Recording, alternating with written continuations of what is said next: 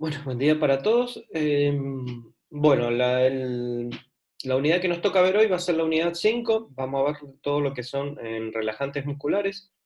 ¿Cómo vamos a dividir la clase? Yo les voy a dar en la primera parte una introducción de todo lo que es la fisiología de la unión neuromuscular, o sea, cómo se produce una contracción muscular.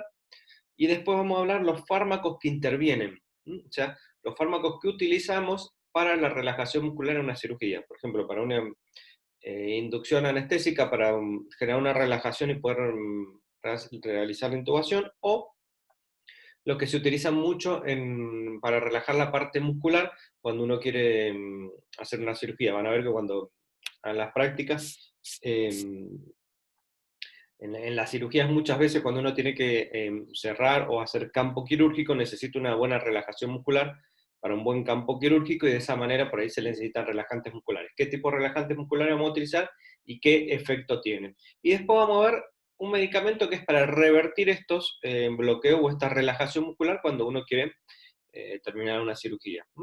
Esos serían por ahí los medicamentos que vamos a ver el día de hoy. Vemos la introducción de la fisiología, después vamos viendo medicamento por medicamento. Primero les hablo un poquitito y después se los voy haciendo en un esquema. ¿Sí? La primera parte la vamos a hacer igualmente al revés porque con el esquema por ahí me van a entender mejor. Yo primero les hago el esquema de la fisiología de la unión neuromuscular y después les hablo. ¿Qué esquema les voy a hacer? ¿Cómo hacemos nosotros para producir, por ejemplo, una contracción muscular? Cuando nosotros queremos contraer un músculo, ¿sí? Que nosotros directamente pensamos que queremos contraer un músculo y lo contraemos. ¿Sí? Bueno, hay todo un proceso que se produce ahí a nivel neurológico para contraer ese músculo. Bueno, vamos a ver cuál es ese proceso, porque después en ese proceso es donde van a actuar los fármacos o los relajantes musculares. ¿Sí? Yo ahora les voy a girar un segundito la pantalla.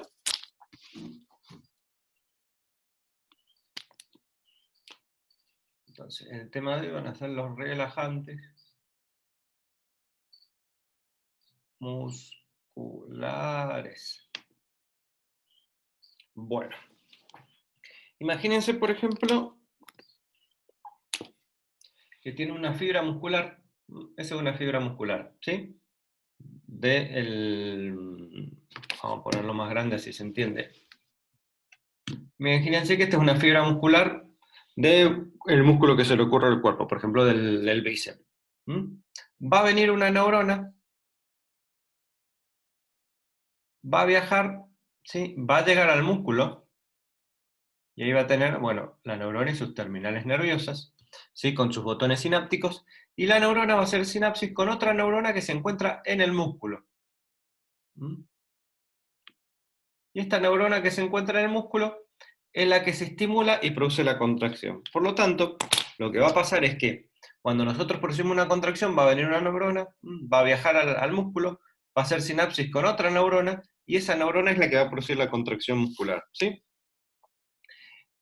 Esto que está acá es el botón sináptico de la primera neurona, el botón sináptico de la segunda neurona, y la unión, ¿sí? O el espacio entre entre los dos botones sinápticos. Bueno, en este lugar de acá es donde se produce todo el proceso de intercambio de neurotransmisores y unión a receptores, que es lo que nosotros ahora vamos a describir. Cuando ustedes lo vean en los libros, van a ver que sale de esta manera. Esta primera que está acá sería este botón sináptico, por decir, este que está acá sería el que está acá, y este que está acá sería el que está acá, ¿sí?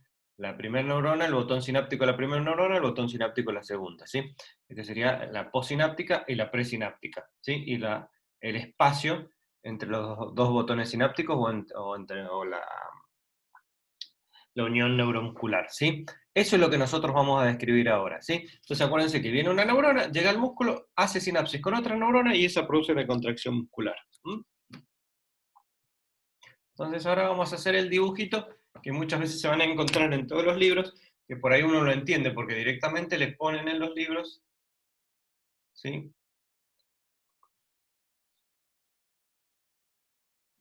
Vamos a hacerlo un poco más, vamos a darle más al espacio sináptico, esperen. Entonces, viene la primera, el primer botón sináptico, viene el segundo botón sináptico, ¿sí? La primera neurona, la segunda neurona, acuérdense, la que venía y la que se encontraba en el músculo. Eso que está ahí. Sería esto que está acá, ¿sí?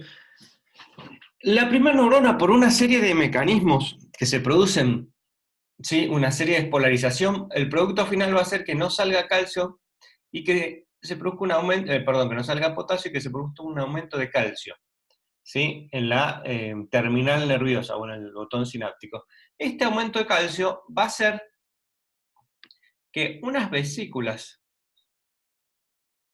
¿sí? Que se encuentran en el botón sináptico liberen el neurotransmisor que se encuentran adentro, ¿sí? Y ese neurotransmisor va a ir a parar al espacio.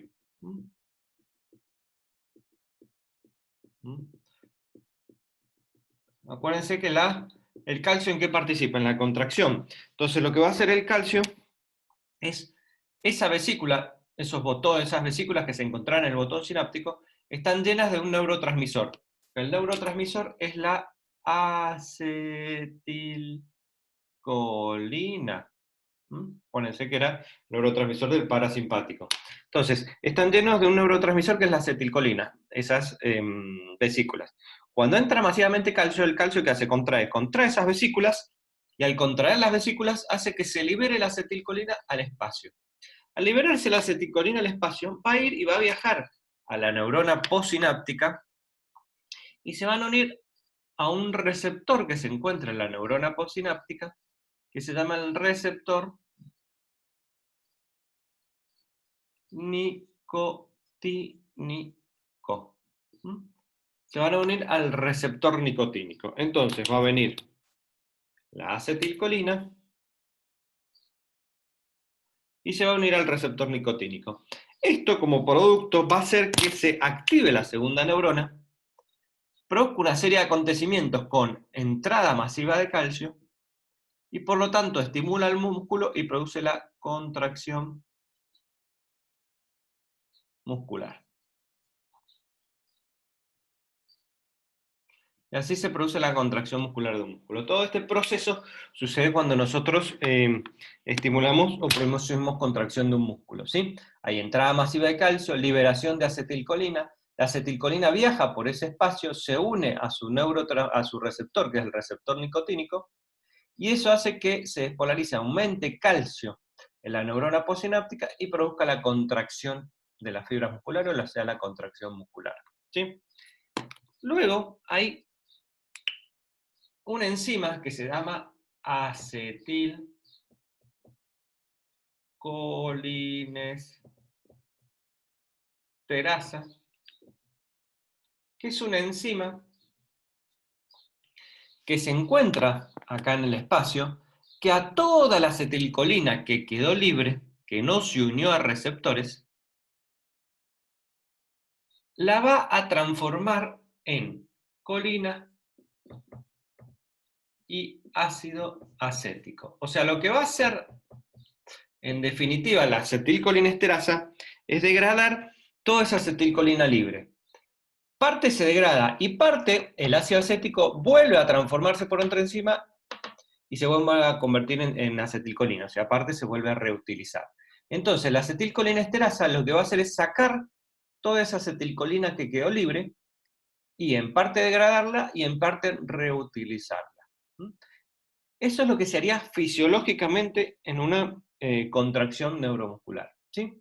Entonces, viene una neurona, por liberación de calcio, hace que se contraigan las vesículas de acetilcolina y libera la acetilcolina al espacio, viaja por el espacio y se une al receptor postsináptico, que es el receptor nicotínico, y como producto final aumenta la edad del calcio y produce la contracción muscular. Y parte de la acetilcolina que quedó libre es degradada por la acetilcolinesterasa a colina y ácido acético. Y el ácido acético se vuelve a reutilizar y la colina se degrada. Eso es lo que pasa en la fisiología de la unión neuromuscular, ¿sí? Entonces,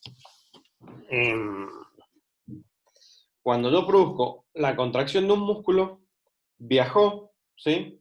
Al diagrama de una neurona hasta el músculo, ahí hizo sinapsis con otra neurona y esa neurona produjo el estímulo y la contracción muscular. ¿Cómo lo hace? La primera por liberación de calcio, que libera la acetilcolina, que es un neurotransmisor, que se une al receptor en la neurona que se encuentra en el músculo, que es el postsináptico que se llama receptor nicotínico, y ahí produce la contracción muscular. De esa manera se produce la contracción muscular a nivel de la, bueno, lo que sería la parte somática del sistema nervioso somático, ¿sí? De esto de lo que sería relajantes musculares, o sea, la fisiología de la unión neuromuscular, más o menos se entiende, ¿sí? Primer botón sináptico, contracción de las vesículas, liberación de acetilcolina, se une a su receptor postsináptico, el nicotínico, contracción muscular. La que queda libre, viene una enzima que es la acetilcolina esterasa, que degrada esa acetilcolina a colina y ácido acético. El ácido acético se puede volver a reutilizar, la colina se degrada. ¿Vamos bien? Si más o menos se entiende, entonces ahora yo lo que les voy a hacer es en el mismo esquema explicarle qué tipos de relajantes musculares nosotros podemos utilizar y qué tipo de medicamentos. Lo primero se los hablo, después se los hago en el dibujito para que lo entiendan y después lo hacemos tipo fármaco en cuadrito para que les vaya quedando, ¿sí? ¿Vamos bien? Bien, bueno. Cualquier cosa me van frenando, ¿sí? Sabiendo entonces que nosotros tenemos la fisiología. Bueno, ya más o menos se acuerdan de la fisiología. Vamos primero, yo les voy a hablar primero de una sustancia y después les voy a hablar de unos fármacos. Hay una, si ustedes se acuerdan cuando vimos microbiología, había una bacteria que se llamaba Clostridium, que producía una variedad que era el Clostridium botulinum, que producía una toxina, que era una toxina botulínica, que era, producía el botulismo, que si uno no le da la antitoxina, el paciente se moría. Bueno, ¿cómo actuaba esta toxina? Lo que hace esta toxina específica, que es la toxina botulínica, no permite la entrada de calcio para que se libere la acetilcolina de las vesículas. ¿Sí? Entonces, ustedes imagínense, si nosotros ingerimos esta toxina, no podemos liberar la acetilcolina, esa acetilcolina no se va a poder unir a su neurotransmisor y no va a poder producir la contracción muscular. Por eso, cuando escuchen que una persona tiene botulismo, ¿qué es lo que empieza a tener? Debilidad muscular, que empieza de la parte periférica hasta que se va a la parte central. Cuando empiece la parte central, ¿qué tenemos como músculo? Músculo respiratorio, músculo cardíaco, papá, paciente se muere, si no se trata, ¿sí?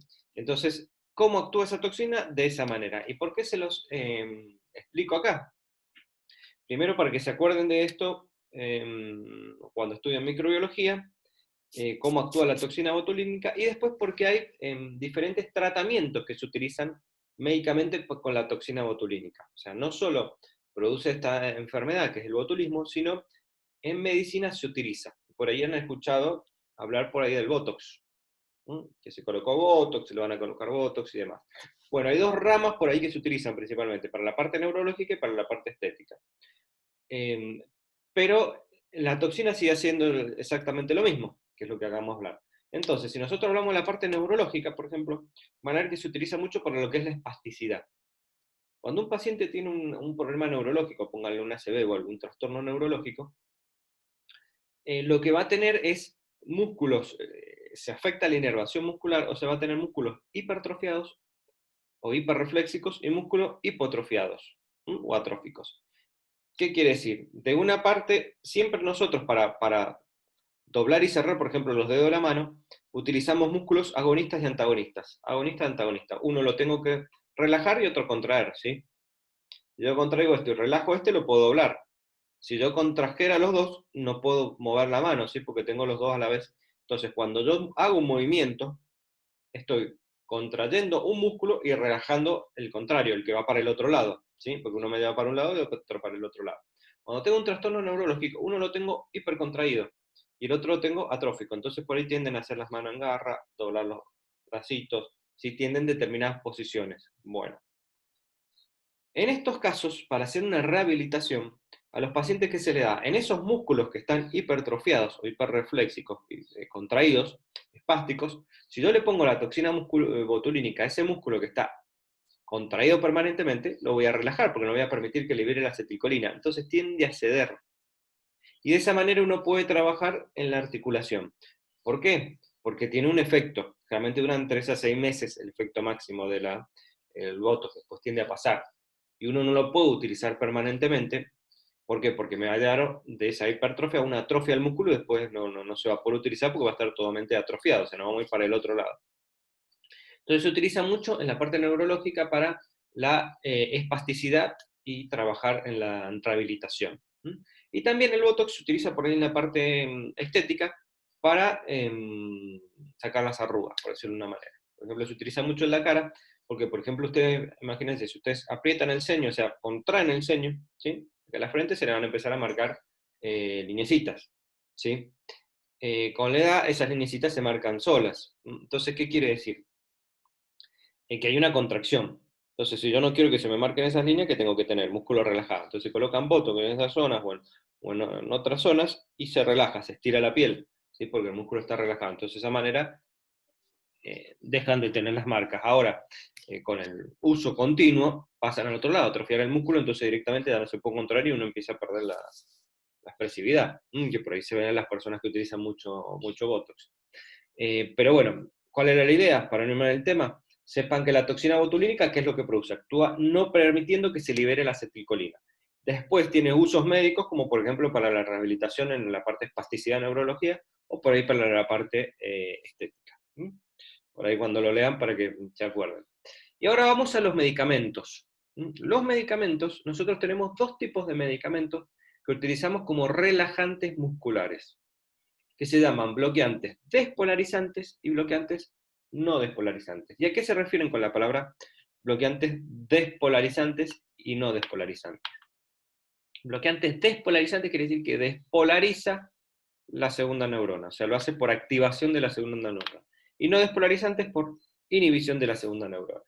Vamos con el no despolarizante, que los ejemplos, por ejemplo, son el atracurio, el pancuronio. Lo que van a hacer es un antagonista del receptor. O sea, lo que van a hacer es bloquear el receptor de acetilcolina. Acuérdense que venía la acetilcolina, se unía a su receptor, que era el receptor nicotínico, y producía la contracción. Si yo le pongo un fármaco que bloquee el receptor, cuando venga la acetilcolina y se quiere unir para producir la contracción, no va a poder porque está ocupado el receptor. Entonces, de esa manera, no produce contracción y se produce la relajación. Ese es un tipo de fármaco, un tipo de acción de un fármaco que actúa. Pero el otro, ¿qué es lo que hace? Es un despolarizante, es un agonista, ¿sí? del receptor nicotínico, o sea, lo va a estimular. Entonces ustedes me van a decir, si lo estimula, va a producir contracción. ¿Cómo es que genera la relajación? Bueno, justamente produce contracción, pero es por una contracción excesiva. ¿Qué quiere decir? Cuando ustedes tienen un músculo, el músculo tiene periodos de contracción y periodos de relajación. Contracción y relajación, no está siempre contraído. Tiene un periodo refractario en donde el músculo se tiene que relajar.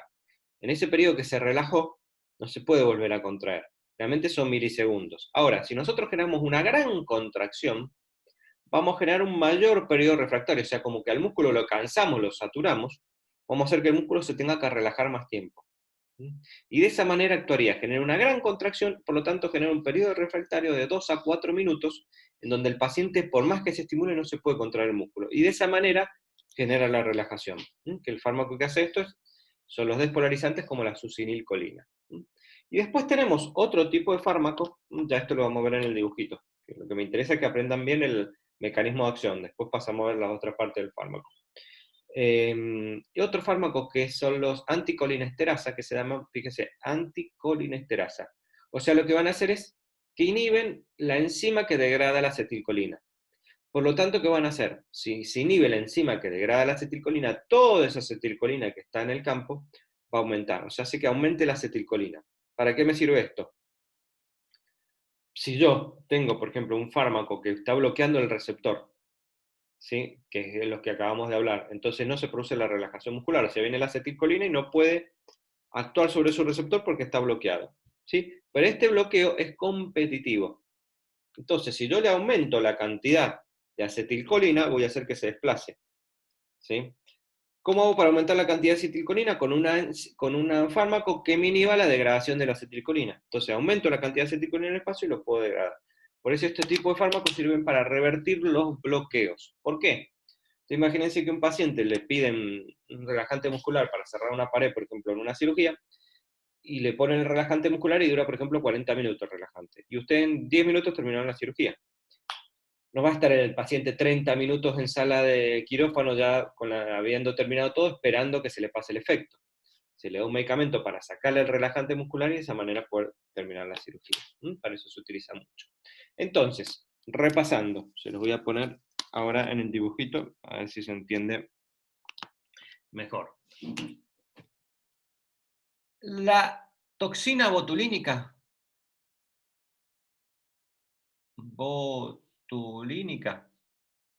va a actuar acá, inhibiendo que se libere la acetilcolina de las vesículas. Entonces, si no se libera, se frena todo acá y no hay contracción muscular. Después vienen los que son los bloqueantes despolarizantes. No despolarizantes, como por ejemplo el atracurio, el pancuronio, ¿sí? Que lo que van a hacer es bloquear el receptor, ¿sí? Por lo tanto, cuando la acetilcolina quiere unirse a su receptor, no va a poder. Este, por ejemplo, es el atracurio. Vamos a poner los bloqueantes, bloqueantes que antes no despolarizantes, ¿sí?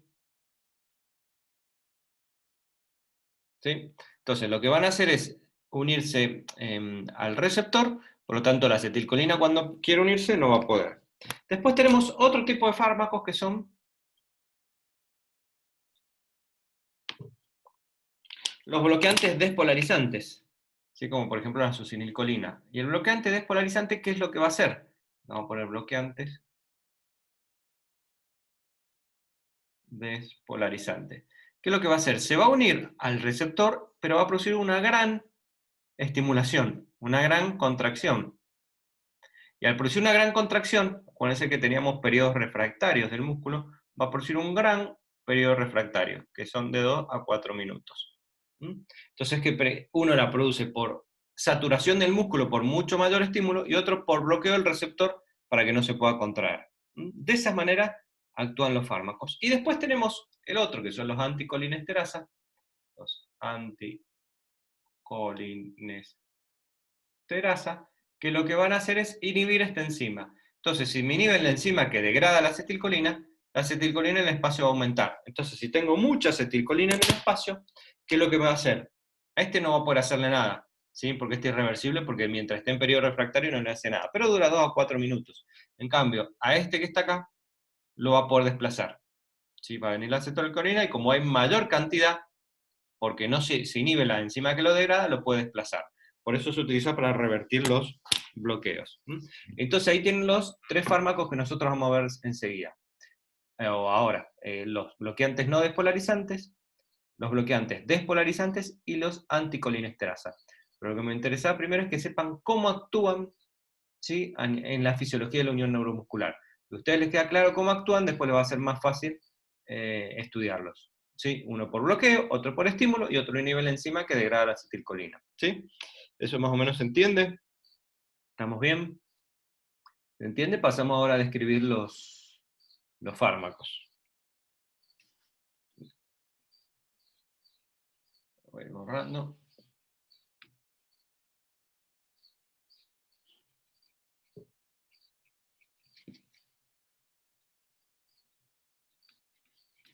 Bueno, entonces ahora lo que vamos a hacer es ir describiendo fármaco por fármaco. Vamos a empezar primero con los bloqueantes no despolarizantes, ¿sí? Que no despolarizan la membrana porque bloquean el receptor. Acá tenemos, por ejemplo, el atracurio, el pancuronio. Ahí tienen dos importantes. Mecanismo de acción, como habíamos dicho. ¿Cuál era el mecanismo de acción? Es un antagonista competitivo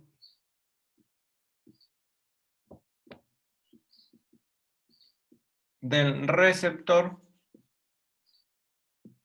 nicotínico de acetilcolina. Vía de administración endovenosa. Efectos adversos. ¿Qué efectos adversos puede tener? Generalmente puede tener taquicardia, hipertensión, debilidad muscular. Y las contraindicaciones, ¿en qué caso estaría contraindicado? En falla renal o alergia. Entonces acá tenemos el primero de los fármacos. Los bloqueantes no despolarizantes, como el atracurio y el pancuronio, ¿sí? Mecanismo de acción, son agonistas competitivos del receptor nicotínico de acetilcolina. Vía de administración endovenosa, generalmente efecto adverso, taquicardia, hipertensión, debilidad muscular, o sea, queda una debilidad muscular, puede quedar, y está contraindicado en falla renal y alergia. Se eliminan generalmente el atracurio por plasma y el pancuronio por orina, el método de eliminación. Pero me interesa bien, acuérdense cómo actúa, bloqueando el receptor nicotínico, por lo tanto la acetilcolina cuando se quiere unir no puede, y de esa manera produce relajación muscular. ¿Sí? Ese sería el primer grupo de fármacos. Vamos ahora al segundo.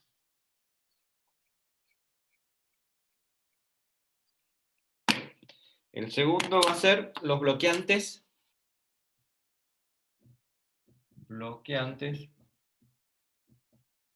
despolarizantes. Y acá tenemos el ejemplo, la succinilcolina, que se utiliza. Ahora, ¿cuál sería el mecanismo de acción? El otro dijimos que era un antagonista competitivo. Entonces este va a ser un agonista no competitivo. Lo contrario, fíjense. ¿Y de qué es agonista no competitivo? Del receptor de nicotínico de acetilcolina.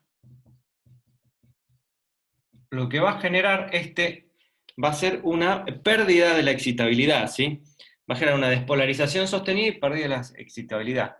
Genera una despolarización sostenida y pérdida de la excitabilidad. O sea, lo que va a generar es una gran contracción, una gran despolarización, que va a generar una saturación del músculo y por lo tanto va a tener que estar más tiempo relajado. Si normalmente el músculo tiene un periodo de contracción, relajación, contracción, relajación, contracción, relajación, cuando nosotros le colocamos este medicamento va a tener una gran contracción, por lo tanto va a tener un mayor periodo de relajación. Generalmente dura de 2 a 4 minutos. ¿Sí? Por eso el paciente, cuando le colocan este tipo de medicación, hace los espasmos, ¿sí? Hace las contracciones bruscas, espasmo, espasmo, y ¡pum! Después se relaja. Que por ahí, una vez lo van a ver cuando le pongan una medicación que empieza a contraerse todos los músculos de golpe y después se tiende a relajar. Eso es lo que haría la succinilcolina, los bloqueantes despolarizantes, ¿sí? La vía de administración va a ser endovenosa. Los efectos adversos. Dentro de los efectos adversos podemos tener la bradicardia, podemos tener las mialgias, o sea, queda con dolores musculares después, por esas bruscas contracciones que genera, y también tener cuidado con que puede generar hiperpotasemia. Y está contraindicado, por ejemplo, en una hiperpotasemia, porque genera hiperpotasemia, ¿sí? En una hiperpotasemia, en una bradicardia, también en los quemados, y hay una patología que se llama hipertermia maligna, que es una patología que utiliza calcio, que se genera una patología de origen genético, que el paciente puede llegar a tener tiene alta mortalidad si sucede dentro de un quirófano, pero tiene que tener antecedentes previos. Bueno, uno de los desencadenantes de esa patología es la succinilcolina. Entonces, si hay antecedentes, estaría contraindicado, ¿sí? También en fallo renal. Entonces, acá tenemos otro medicamento que es la succinilcolina, que es un agonista competitivo del receptor nicotínico, se estimula el músculo, pero en más, para después saturarlo y tener un periodo refractario mayor en donde no se puede contraer, por lo tanto está relajado, sea por vía endovenosa, efectos adversos y contraindicaciones, ¿sí? Y después tenemos el último grupo de fármacos, que serían los anticolinesterasa. Que ahora esto quiero que entiendan, y quiero que entiendan acá por qué se da también la atropina, que fue el que vimos la clase pasada. Ahora se lo explico. Bueno, y el último grupo de fármacos es los anticolinesterasa, y acá puede ser la piridostigmina, fisiostigmina, ahí tienen dos, después pueden tener la neostigmina. ¿Y qué es lo que van a hacer estos fármacos? El mecanismo de acción: inhiben la acetilcolinesterasa. Y ustedes saben que la acetilcolinesterasa es la enzima que degrada la acetilcolina. Por lo tanto, ¿qué va a hacer? Va a aumentar la transmisión colinérgica. O sea, ¿qué quiere decir? Aumentar la transmisión del parasimpático, porque lo que va a hacer es aumentar la acetilcolina para que se una con su receptor. Las vías de administración pueden ser oral o endovenosa, y los efectos adversos acá van a ser todos los efectos del parasimpático. Si se acuerdan de la clase pasada que hablábamos del parasimpático, por ejemplo, a nivel del corazón, que producía disminución de la frecuencia cardíaca, a nivel del pulmón, que producía broncoespasmo, a nivel de, por ejemplo, la saliva, producía aumento de la salivación y el sudor, a nivel del aparato digestivo, que producía aumento del peristaltismo. Por lo tanto, va a estar contraindicado en una bradicardia, en un asma, en una obstrucción intestinal, ¿sí? Por el aumento del peristaltismo que produce, que puede ser contradictorio. Bueno, en alergias, ¿sí? Alérgico al fármaco y demás. Ahora, ¿qué es lo que quiero explicarle de esto? Este medicamento estimula el sistema parasimpático. O sea, sería un colinérgico, porque aumenta la transmisión colinérgica, porque lo que va a hacer el medicamento es que aumente la acetilcolina. Y la acetilcolina, que es el neurotransmisor del parasimpático. Entonces, cuando nosotros queremos revertir un bloqueo, ¿sí? Se indica para revertir, acá lo vamos a poner, indicación, revertir el bloqueo de los bloqueantes no despolarizantes. Entonces, cuando yo quiero revertir un bloqueo, ¿qué hago?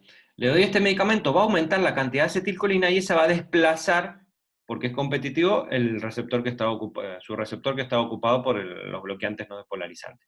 Ahora, va a tener muchos efectos adversos, ¿sí? Este medicamento, como bradicardia, broncoespasmo, o sea, en todos los sistemas va a producir una activación del parasimpático, porque eso es lo que hace el medicamento, aumentar el neurotransmisor del parasimpático. Entonces, cuando nosotros tenemos que utilizar este medicamento, muchas veces se lo da con un medicamento que contrarreste los efectos del sistema parasimpático. Entonces, si yo tengo un medicamento que es colinérgico, que estimula el sistema parasimpático, ¿qué le tengo que dar? Un anticolinérgico, que bloquee los efectos adversos. Y el anticolinérgico que nosotros conocemos y que vimos la clase pasada es la atropina. Por eso la atropina es uno de los medicamentos también que se da para la premedicación y que se utiliza en la cirugía muchas veces para revertir los efectos adversos de que puede producir un colinérgico. De esa manera, por ejemplo, el colinérgico que produce caída de frecuencia cardíaca, el anticolinérgico aumento, entonces me lo lleva de vuelta a la normalidad y de esa manera evitamos ese efecto adverso. Y así con todos los efectos adversos que produce en los diferentes órganos. Entonces, ¿cómo se llama? Los anticolinesterasas, como la neostigmina o la piridostigmina, muchas veces se utiliza junto con un medicamento como la atropina, que es un anticolinérgico. Entonces, de esa manera bloquea los efectos adversos de estos medicamentos. Y se puede dar el medicamento y el paciente no tiene tantos efectos adversos, para disminuirle los efectos adversos. Sí, bueno, dentro de los bloqueantes, me preguntan cuáles son las indicaciones. Bueno, son para relajación muscular. Tanto los bloqueantes despolarizantes como no despolarizantes se utilizan para la relajación muscular. Imagínense, por ejemplo, cuando estén, por ejemplo, trabajando, pónganle una cirugía abdominal, y tienen que abrir la pared abdominal y el paciente tiene muy contraídos los músculos, entonces no se puede abrir la pared abdominal, y siempre para una cirugía lo primero que uno tiene que tener es un buen campo quirúrgico. Entonces, ¿qué se pide? Que se le relajen los músculos al paciente. Al relajar los músculos al paciente es más fácil generar el campo. También muchas veces le va a pasar al revés, que cuando uno quiere cerrar no puede porque pues, hay mucha tensión por los músculos. Entonces, al relajar los músculos, ¿sí? O al relajar al paciente, de esa manera es más fácil eh, cerrar, ¿sí? Porque si no se vienen las vísceras y demás. Se utilizan como relajantes musculares, ¿sí? Que me preguntaban, tanto los despolarizantes como no los despolarizantes. Los no despolarizantes generalmente tienen más tiempo de acción, el atracurio y el pancuronio, 60, 40 minutos, se utilizan para cirugía. Y el otro por ahí para inducción, para relajar los músculos, por ejemplo, para una intubación o cuando yo tengo que hacer una relajación rápida, o tienen rápida acción, pero corta duración, 2 a 4 minutos, ¿sí? La succinilcolina se deja para casos puntuales, porque tiene muchos efectos adversos y muchas contraindicaciones, y generalmente los que más se utilizan son los bloqueantes no despolarizantes, como el atracurio y el pancuronio. Entonces, acuérdense lo que hacían bloqueantes despolarizantes, lo que hacían los bloqueantes no despolarizantes y lo que hacen la anticolinesterasa. Y para revertir, o que el paciente que se le coloca la anticolinesterasa, porque estamos revertiendo un bloqueo, genera muchos efectos adversos, para evitar esos efectos adversos le damos un colinérgico, o un anticolinérgico, perdón, como puede ser la atropina. Voy a ir un segundito a ver el práctico, y con esto ya lo dejaría desocupado. Vamos con el práctico número 5, dice relajantes musculares. Dice, explico y dibuje la fisiología de la unión neuromuscular. Yo no necesito que me sepan todo el esquema del dibujo perfecto, sino que me sepan decir que viene una neurona, se libera la acetilcolina, esa acetilcolina se une a su receptor posináptico y eso produce la contracción. Y la acetilcolina que queda libre, hay una enzima que se llama acetilcolinesterasa que la degrada. Explico cómo actúa la toxina botulínica y para qué se utiliza. La toxina botulínica inhibe la liberación de acetilcolina de las vesículas. ¿Para qué se utiliza? Por ejemplo, en medicina para la espasticidad. Atracurio, bueno, y pancuronio, bueno, ahí tienen que saber cuál es el mecanismo de acción, antagonista de los receptores, antagonista competitivo de los receptores nicotínicos, vía de administración endovenosa. Duración va a depender, pueden ser de 20, 40, 60 minutos. Efectos adversos, bueno, los que acabamos de ver, taquicardia, hipertensión, debilidad muscular, y bueno, se elimina generalmente por orina, salvo el atracurio que a veces se elimina en el plasma. Mencione los bloqueantes despolarizantes e indique su mecanismo de acción. Agonista no competitivo del receptor nicotínico, y por ejemplo la succinilcolina. Y los anticolinesteras, ejemplos como la neostigmina, piridostigmina y mecanismo de acción, inhiben la acetilcolinesterasa. Eso aumenta la transmisión colinérgica, pueden revertir bloqueos, y de esa manera, justamente una de las causas es para eso. Hay patologías, como por ejemplo, en donde hay una debilidad muscular generalizada, porque hay una patología, por ejemplo, que se llama la miastenia gravis, no sé si lo han escuchado nombrar, que lo que tiene el paciente es una inmunológica, o sea, genera anticuerpos contra la acetilcolina, o sea, destruye su propia acetilcolina. Entonces, al tener menos acetilcolina, tiene una debilidad muscular generalizada. Entonces, ¿qué se le da para tratar? Se le dan estos medicamentos, las anticolinesterasas, para que aumente la acetilcolina, o sea, que no pierda tanta cantidad de acetilcolina y no genere tanta debilidad muscular. Ahí tienen otro uso o indicación de las anticolinesterasas. Consultas, preguntas, dudas. Lo voy borrando acá.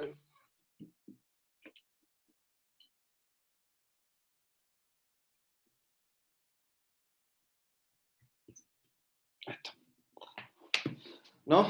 Bueno, bueno, si no, acuérdense que tenemos el grupo. Más tarde les paso la clase para que ya la tengan. La semana que viene vemos unidad 6 que es sistema, vemos benzodiazepinas y antieméticos. Después nos queda la unidad última, que es algo del láparo que vamos a ver, y con eso ya terminaríamos. En 2 semanitas más terminamos. Después que terminemos esas 2 semanas, ahí hacemos recuperatorio el primer parcial, a la otra semana segundo parcial, a la otra semana recuperatorio el segundo parcial y la otra global. Después ya les paso las fechas para que le queden. Pero todavía nos quedan unas 2 semanitas más de la parte teórica. Cualquier cosita me avisan, si no al grupo, si no, nos veríamos la semana que viene con la unidad 6. 6 y no sé, sí, vamos a la unidad 6. Cualquier cosita me avisan. A cuidarse y bueno, no sé si el que ya te sepa lo entendió puede salir. Si hay alguien que le quede una duda, me quedo un segundito hasta que terminen de salir y bueno, y ahí terminamos. Ya voy a ir parando la clase.